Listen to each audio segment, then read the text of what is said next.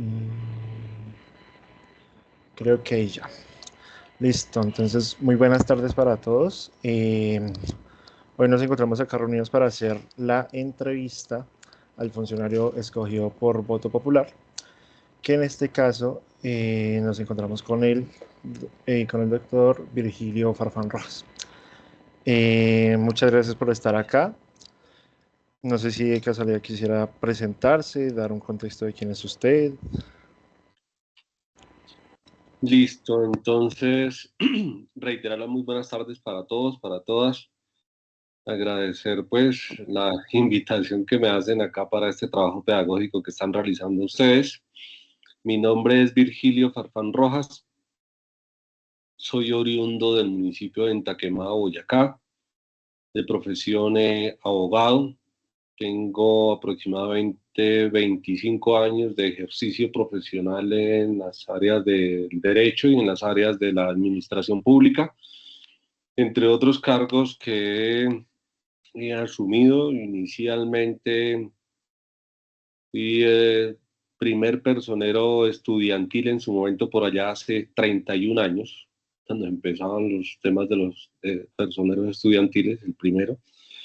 Posteriormente fui el mejor bachiller de mi época, en 1996, terminé de Derecho en el 2000, fui personero en el 2001, posteriormente trabajé con el Fondo Pasivo de Ferrocarriles Nacionales, fui posteriormente alcalde, fui jefe de personal de la Cámara de Representantes en el Congreso de la República, he trabajado con el distrito, entre otros el Consejo Distrital como asesor y coordinador de UAN.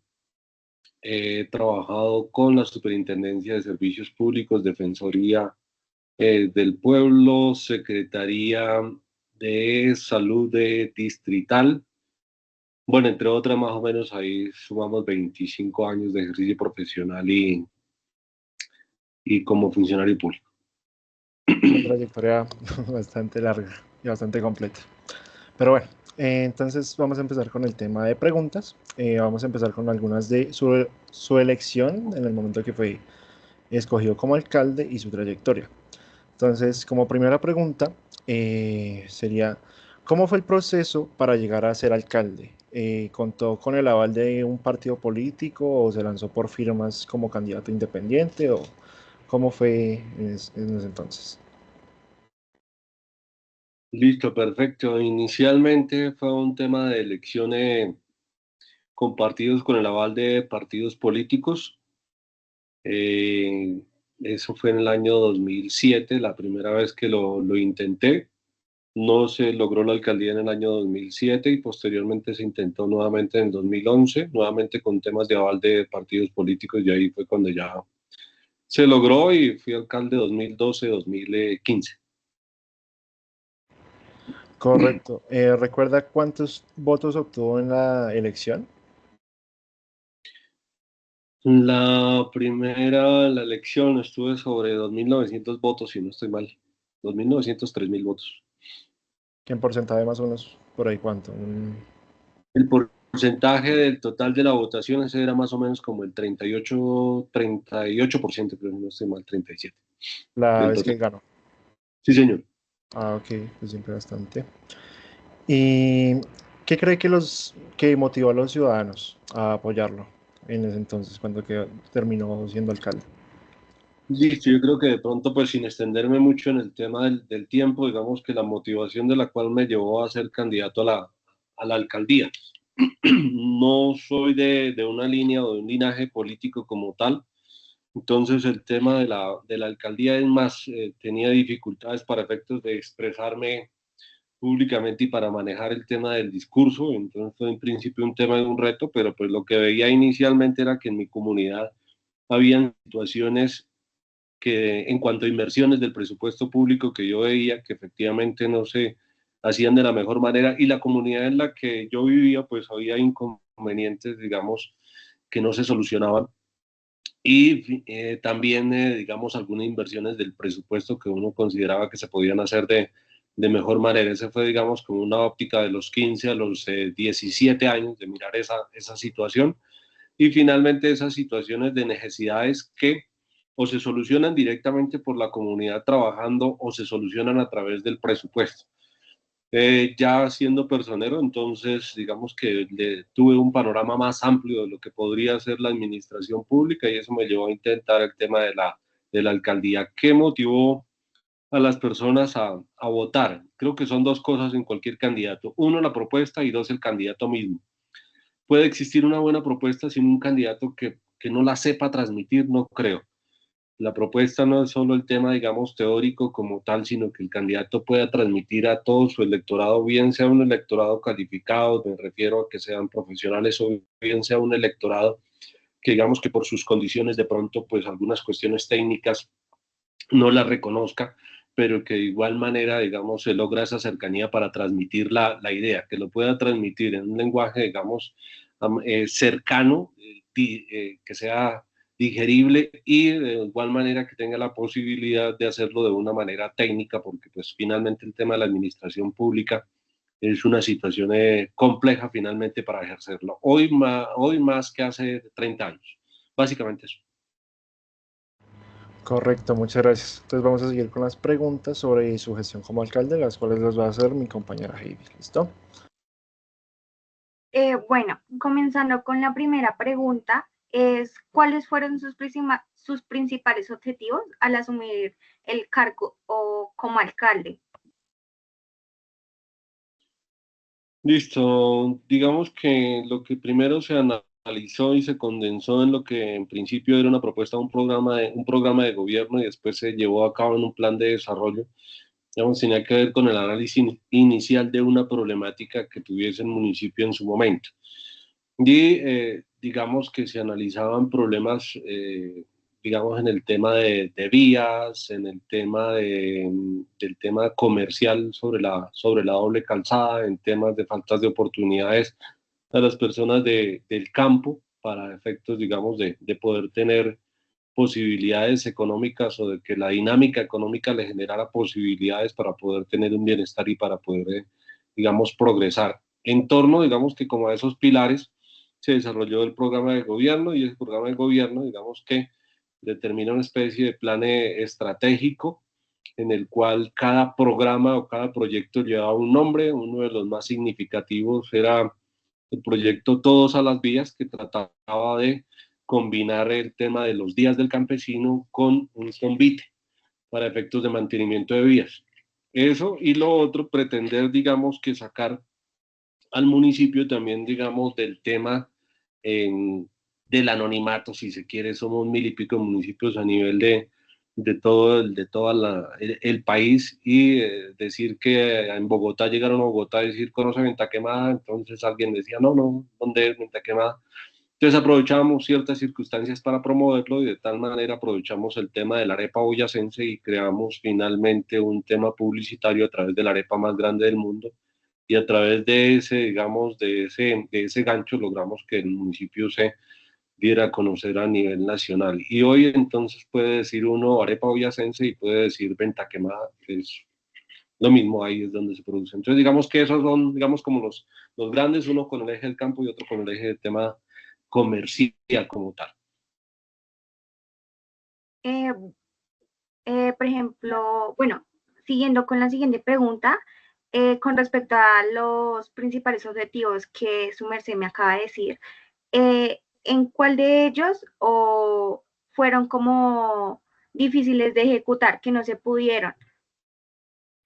Listo, entonces cuando está uno en una alcaldía efectivamente tiene un presupuesto, pero los planteamientos y las necesidades que digamos se proyectan como tal, uno en el programa de gobierno, que es una cuestión genérica, después en el plan de desarrollo pueden tener una expectativa, digamos, de que 50.000 millones de pesos y en realidad tienes 20.000 millones de pesos para ejecutar en los 4 años como tal. Por eso en los programas de gobierno en algunas cosas se coloca promover, gestionar como tal, porque no se sabe si efectivamente se puede conseguir el presupuesto. Depende del presupuesto de un tema departamental y se depende del presupuesto al nivel nacional.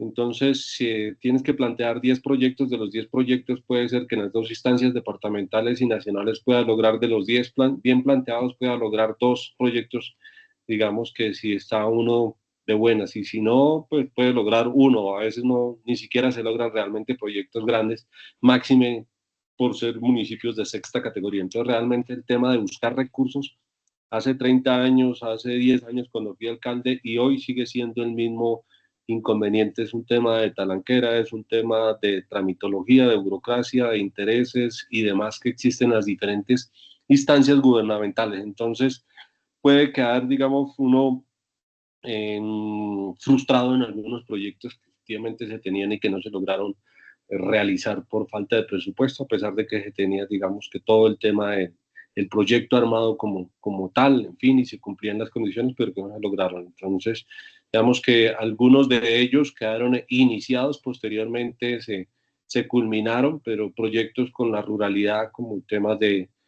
plazas de mercado, de ruralidad también, que tenía que ver con el tema de vías en vías terciarias, pues no se lograron. Entonces, digamos que esos fueron objetivos que no alcanzamos a cumplir. Sin embargo, pues del total del plan de desarrollo, más o menos tuvimos un 70% de cumplimiento. ¿Cuáles fueron los principales desafíos o dificultades que enfrentó en el cargo como alcalde? Uno, cambiar la mentalidad de la gente. Hoy en día la mentalidad de la gente respecto del Estado es que el Estado tiene que entregarlo todo, el Estado es el que subsidia, sí, o sea, el culpable de todo es el tema del Estado como tal. Eh, si tengo, digamos, un problema con temas de acueducto, digamos que la óptica a nivel de las ciudades es una y a nivel del campo realmente es otra. En el campo los invitas a que realicen, digamos que temas de vías en convite, y efectivamente la gente lo realiza.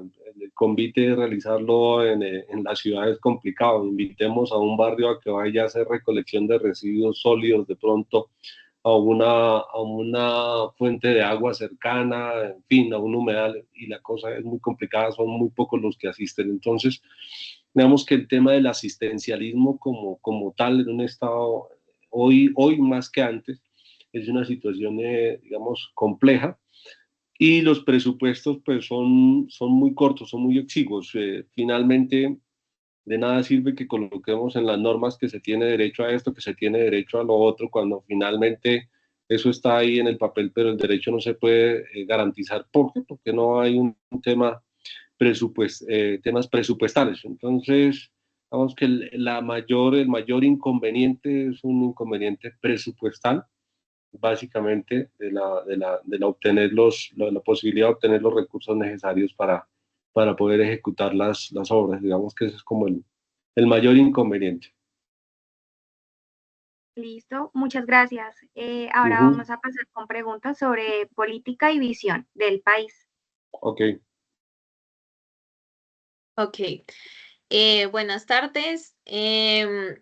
Yo te quiero preguntar, ya que estamos hablando sobre el papel del Estado, ¿cómo percibes hoy en día el papel del Estado colombiano, pero en las regiones? Listo. Bueno, uno lo puede mirar desde la óptica, de la región en la que uno está. Sin embargo, uno dice, listo, hoy Bogotá está a la distancia de Boyacá o a la distancia de Ventaquemada, digamos, a cuestión de hora y media. Eso es cierto, pero llegar, digamos, que a Leticia, por lo menos para hablar de regiones y regiones apartadas, porque ese es uno de los inconvenientes. Hoy, a pesar de todas las cuestiones que hay, digamos, finalmente para efectos de comunicarse, pero uno puede decir que Leticia puede llegar en avión, pero pues el tema de la distancia de ahí de Leticia o dentro de Leticia, trate de comunicarse con alguna de las regiones más apartadas, y lo primero que hay es que tendría que hacerlo, digamos, a nivel de por agua, y si por agua podría demorarse unos 2 días para tratar de llegar a la región más apartada.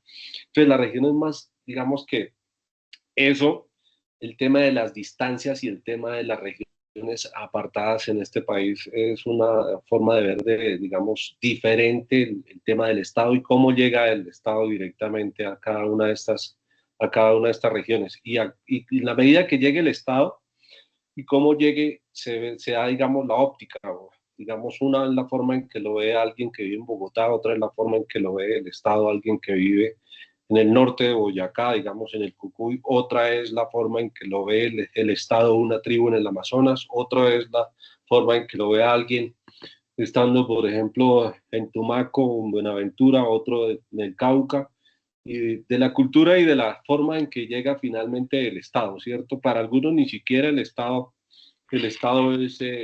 es un ente visible, sobre todo cuando no presta los servicios que debe prestar. Me refiero, si el Estado no es el que garantiza unos temas de seguridad, es una cuestión fundamental del Estado, y si no está prestando temas de seguridad, pues no existe el Estado. Si el Estado no presta cuestiones de educación en esa zona porque no hay colegios, los colegios que hay, en fin, no están bien dotados, pues el Estado tiene muy poca presencia. Si no hay carreteras para sacar los productos, pues el Estado tiene realmente, digamos, muy poca presencia como tal. Entonces puede ser que el Estado ni siquiera le interesa, porque el Estado como tal, digamos, finalmente pueden ser unos burócratas que están en el centro de Bogotá y con el tema del Congreso, con el tema del gobierno como tal, pero que pues que finalmente no llevan soluciones a las regiones.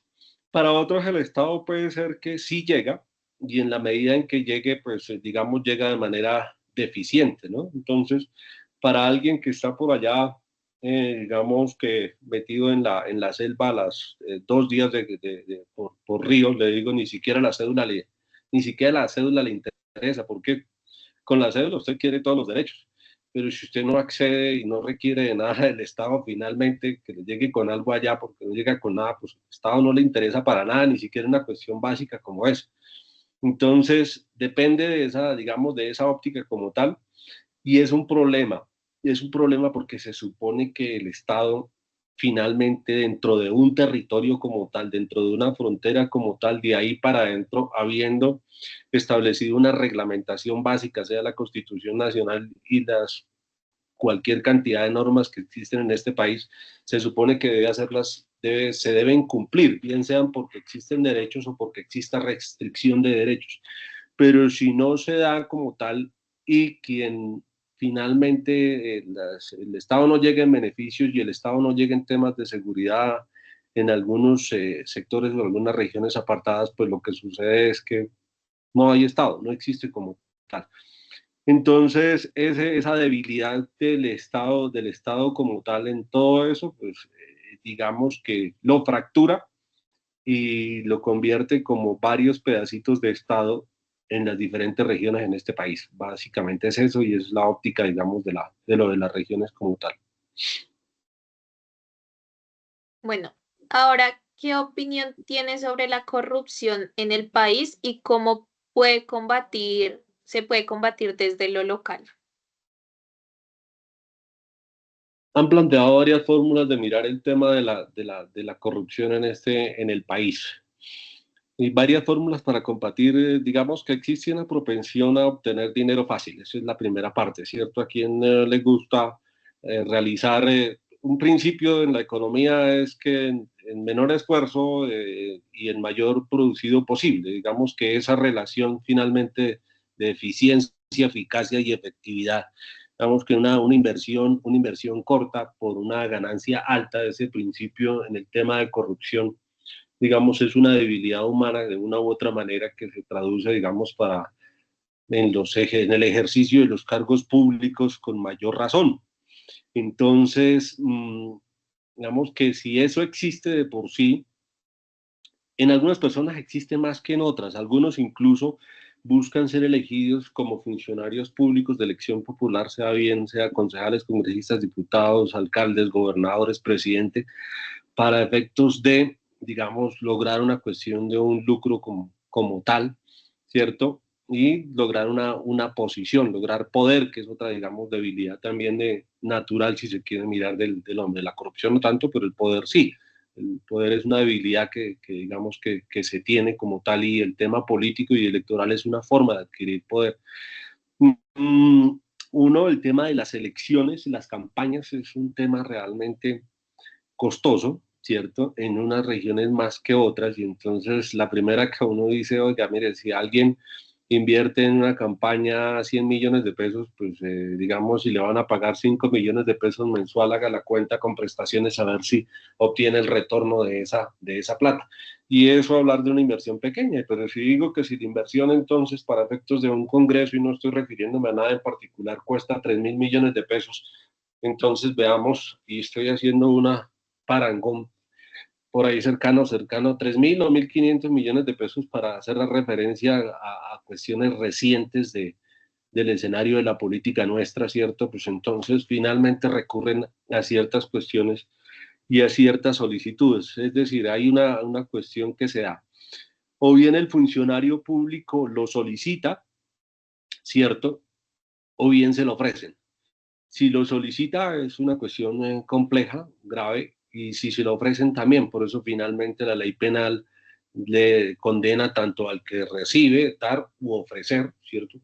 En el tema, digamos, de peculado y los delitos relacionados con la administración pública.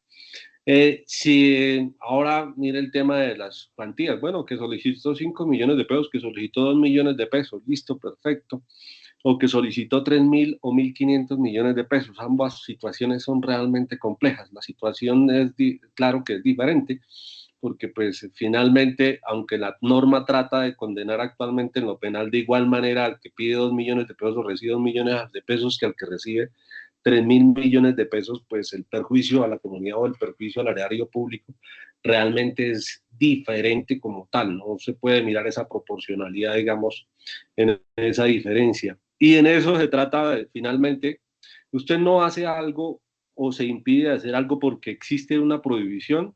Sí, la prohibición existe, es un delito, pero aparte de eso usted no lo hace porque entonces resulta que la comisión de ese delito lleva a tener, no sé, 10 años de cárcel. Ah, bueno, es que 10 años de cárcel es complejo, y alguien que quiere incurrir en el delito de peculado y solicitar 3.000 millones de pesos de pronto en un tema de corrupción, diga, oh, espera, son 10 años. 10 años, y con el tema de rebajas y calcula y dice pueden ser 2 años finalmente efectivos en la cárcel. Sí, claro. Si el que calcula eso con 3.000 millones de pesos, que lo solicite, y lo mismo calcula el que pide 2 millones de pesos, pues resulta que finalmente el de 2 millones de pesos, 2 millones de pesos no le alcanzaron para finalmente ni siquiera pagar el auxiliar del abogado, y el de 3.000 millones de pesos finalmente hizo un negocio. ¿Qué es lo que le queda? Que ambos pueden ir a la cárcel. Ahora, ¿qué implica?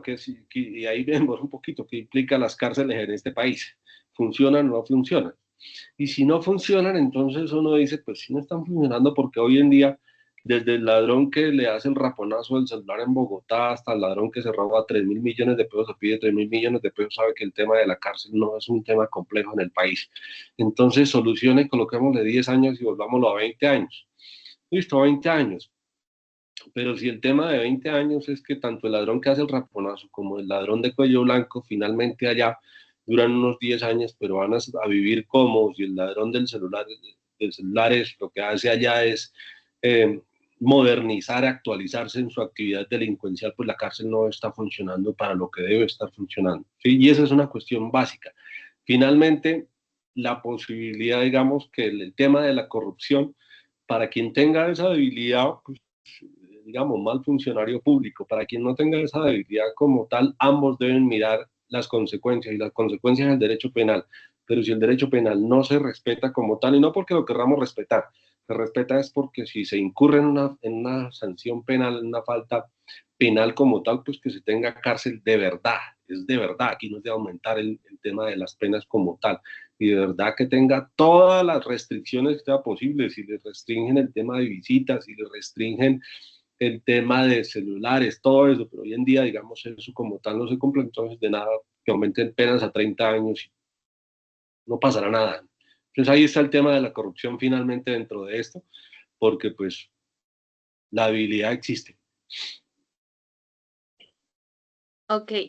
Ahora, ¿cómo ve el futuro de Colombia en términos de desarrollo, democracia y equidad? Bastante amplia la pregunta.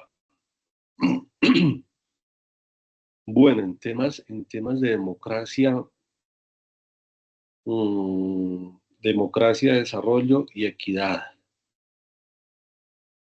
De democracia, pues somos un país que a nivel de constitución como tal, pues en papel funciona bien, ¿sí? Los contrapesos funcionan bien.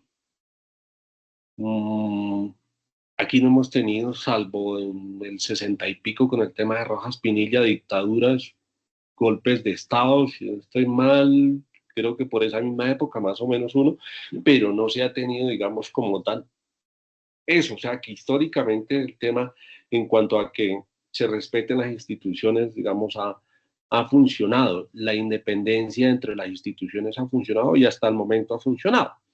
Que exista, digamos, personas que de pronto, dirigentes en cualquiera de las ramas, y me refiero a la rama judicial por un lado, la legislativa y por el otro la ejecutiva, que de pronto realicen, digamos, como retos o reten, digamos, a las otras instituciones, puede existir, digamos, puede darse eso, pero de ahí no ha pasado a mayores como tal hasta el momento, ¿sí? Hay un tema de polarización bastante grande y bastante en el país, pero pues esperamos que eso finalmente, el tema electoral y el tema de la democracia en las urnas, pues lo pueda solucionar. El tema de la equidad, pues ahí está lo que decíamos al comienzo con el tema de las distancias y el tema de las regiones apartadas. Pues no podemos hablar de equidad finalmente si las instituciones como tal no llegan lo mismo en Bogotá que llegar por lo menos, si no colocamos el ejemplo de siempre, digamos, siempre se coloca el tema de La Guajira y el tema de La Guajira tiene otras condiciones, pero digamos como llegan, por ejemplo, al Chocó, ¿sí? Temas de Buenaventura, Tumaco, de cómo efectivamente llegan esas posibilidades. ¿Cómo accede finalmente, digamos, a los recursos y a los beneficios, no beneficios, a los derechos que debe otorgar el Estado como tal? Entonces, el tema de la equidad está más reflejado hoy en día, es una cuestión del papel, de la norma, se señala ahí, pero en la realidad aterrizada de este país como tal, digamos que todavía hay muchos. Somos el país, uno de los primeros países a nivel mundial muy equitativo, es decir, equidad finalmente puede llevar a bienestar y bienestar a través de una cuestión económica. Entonces, finalmente aquí hay unos pocos número de ricos y muchas personas en condición de extrema pobreza como tal. Entonces, hay plata, pero la tienen muy pocos. La otra, ¿cuál era? Democracia, equidad y... Perdón que vuelvo a preguntar. Democracia, equidad en una tercera. ¿Cuál fue la tercera ahí? Me pasó. Desarrollo. Desarrollo. Pues si logran desarrollo. Lo que pasa es que aquí, mírenlo de esta manera. Cuando a alguien le toca en la vida muy berraco, muy difícil tratar de hacer las cosas, tiene muy buenas posibilidades de llegar a hacerlas y cuando las hace, las sostiene y las enseña. ¿Sí? Entonces miren los canadienses, son mejor desarrollados que nosotros, pero 4 meses, 4 o 5 meses del año, de los 12 meses, les toca permanecer refugiados y metidos en las casas porque es invierno. ¿Sí? O sea, no producen realmente afuera. Es más, esos 5 o 6 meses en los que pueden producir les toca prepararse para los 3 o 4 meses que les toca resguardados. Y eso hablando hoy en siglo XXI.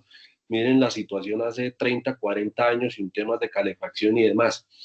Aquí estamos en el trópico, aquí todo, digamos, el tiempo y el clima como tal y la tierra como tal, las condiciones nos permiten muchas posibilidades, pero no tenemos las carreteras que tienen en Canadá, pero no tienen las empresas, no tenemos las empresas que tenemos en Canadá, en fin, lo que pasa es que vivimos acomodados a quedar en ciertas zonas de confort como tal, y esa no es una cuestión del gobierno, es una cuestión de mentalidad como tal digamos, de nosotros, de los que vivimos en toda la zona ecuatorial, y revise toda la zona ecuatorial en el globo, y verificará que son muy pocos los que realmente logran desarrollos, digamos, como los que tienen los del norte. Hay una referencia por ahí, norte y sur bibliográfica en algunos libros como tal, y el único los del norte son los que están mejor ubicados y miren el tema de las ciudades a excepción de Cali, ¿sí? En Cali, en el sur está la élite y en el norte están los barrios que digamos que no tienen élite. Entonces, digamos que en esos temas de desarrollo y la perspectiva de desarrollo es una cuestión. Actualmente un tema, sí, el gobierno, sí, efectivamente eso es una parte, pero el otro también es un tema de mentalidad como tal. Listo, muchas gracias. Y Sí. bueno, para terminar con las preguntas, vamos a preguntar el último tipo de preguntas que estamos haciendo, que es básicamente sobre su futuro político. La primera pregunta sería que si le interesaría postularse nuevamente a un cargo de elección popular. ¿Por qué sí y por qué no? Bueno, el tema es, mm, a mí me gusta el tema de la política y me gusta el tema de trabajar con las comunidades. Entonces, sí, sí, digamos que me interesa de alguna manera y es una, digamos, una puerta abierta siempre ahí para estar dentro del tema político. Entonces, digamos que por eso sí. ¿Por qué no? Porque pues este es un tema complejo en el que se gasta tiempo y efectivamente hay que, aparte de tiempo, también algunos temas de recursos como tal que se invierten. Y pues hay otros temas que uno tiene que estar revisando, no puede acabar con el poco patrimonio que tiene haciendo política. Y lo otro, pues que hay también unos hijos, una prole que hay que darle educación, entonces hay que preocuparse por eso y no hay que ser irresponsable. Entonces andando todo el tiempo en temas de política como tal, pero sí es un escenario bonito. Sería eso el sí y el no.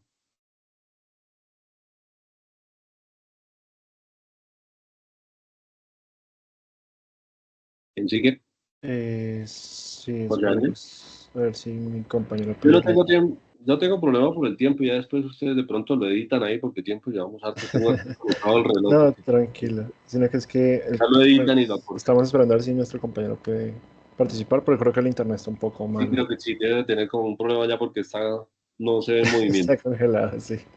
está congelada la imagen.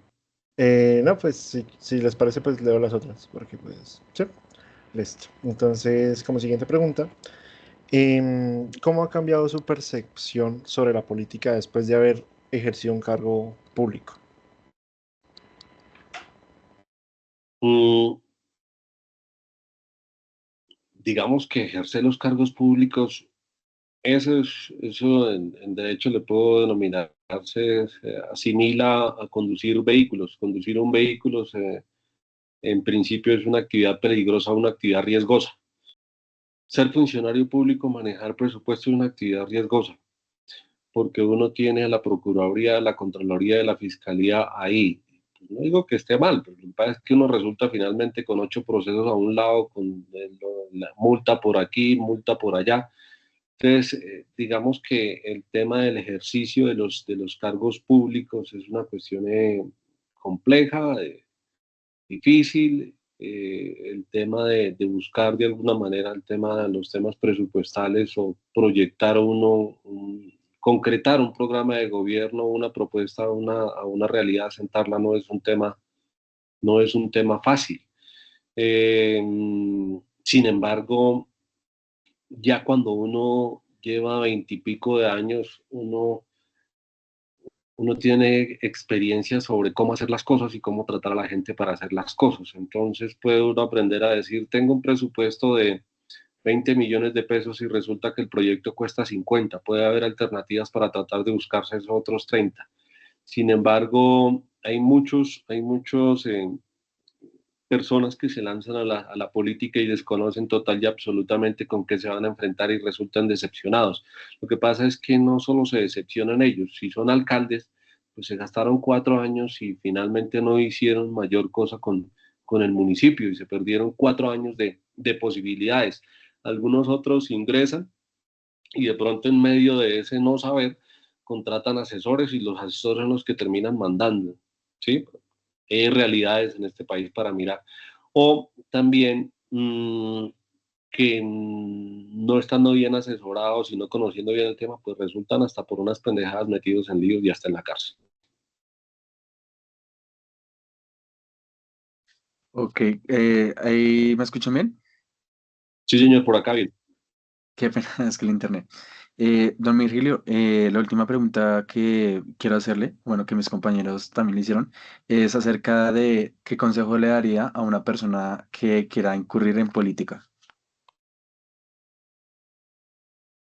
Listo, este es un tema de un apostolado. O sea, esto tiene que gustarle, ¿sí? Y tiene que gustarle porque esto no es un tema sencillo. Ah, digamos, con el tiempo que llevo acá, unas elecciones se ganan, otras efectivamente se pierden como tal, pero si le gusta como tal, y le gusta, ¿qué es lo que tiene que gustarle?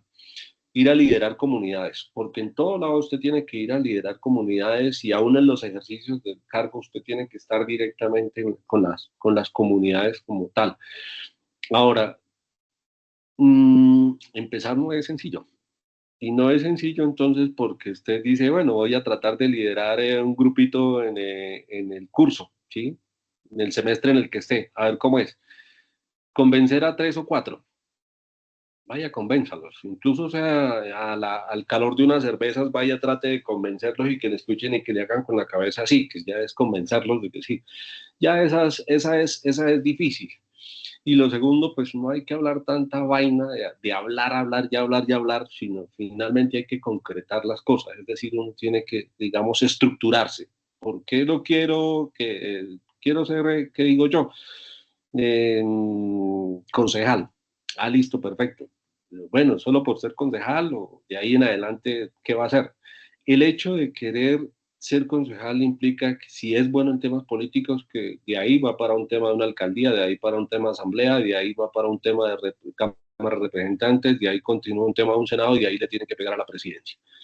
Eso lo lleva a que cada cargo que va ejerciendo lo va haciendo de la mejor manera, es decir, no tiene que meter la pata para no tirarse la posibilidad de, digamos, de obtener el favor de la gente para el siguiente cargo. Si no lo hace, complicado. Ahora, mmm, que no tenga la plata, no es inconveniente. Aquí en este país hay muchos ejemplos de que no tienen, digamos, los recursos como tal, pero si usted logra llegar uno a uno, voto a voto, puerta a puerta, logra convencer. Yo vi el tema de las redes sociales, efectivamente.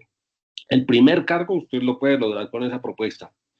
Hay que tener cuidado con que esa propuesta sea alcanzable, porque después del primer cargo usted logra el segundo con base en los resultados del cargo primero. Y hoy a la gente usted no le mete los dedos a la boca 2 veces. En una oportunidad le comieron cuento, y si usted no cumplió y trabajó la cosa, la segunda no va. Entonces, digamos que eso es simplemente un fogonazo. Entonces, pues, si esa es la expectativa, mírenlo de esa manera. Si no son cercanos a las áreas jurídicas, asesores es muy bien, porque esto, por lo que les decía, puede resultar fácilmente la cárcel por una pendejada. Entonces, eso es básicamente. Ok, sí, señor. Eh, la otra pregunta que le quiero hacer es, si se pudiera, ¿qué podría cambiar del sistema político? ¿Qué cambiaría del Sí, señor, sistema ¿qué cambia? político actual? Parte del Código Penal, en cuanto ya lo habíamos hablado, la cuestión de que las penas sean las penas como tal. Y yo creo que como al 60% de los políticos, el resto funciona. Sí, señor. Listo, correcto. Bueno, entonces yo creo que con esto podemos terminar la entrevista. Bueno, muchachos, espero que pues hayan podido disfrutar de este espacio.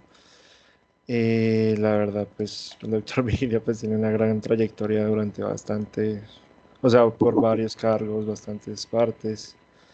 Y pues la verdad da mucho que pensar. Da mucho que pensar la perspectiva y demás. No sé si ustedes quieran agregar algo o está bien. Listo. Entonces, doctor Vigilio, nuevamente muchísimas gracias por estar acá presente en este espacio, por habernos permitido tomar algo de su tiempo. Y nada, de desearle lo mejor para sus nuevos proyectos políticos o personales. Y listo, sería todo. Ok. No, ustedes gracias, muy amables ahí, y disculpen el tema, tengo la debilidad a veces de hablar demasiado. Entonces, pues, pero pues estamos dentro del tiempo. Editan y corten eso ahí a ver cómo quedan los temas realmente y que queden lo mejor posible ahí. Ojalá les sea útil para el propósito académico que tienen. Gracias, muy amables. Listo, Muchas gracias. Con todo gusto. Muchas gracias. Sí.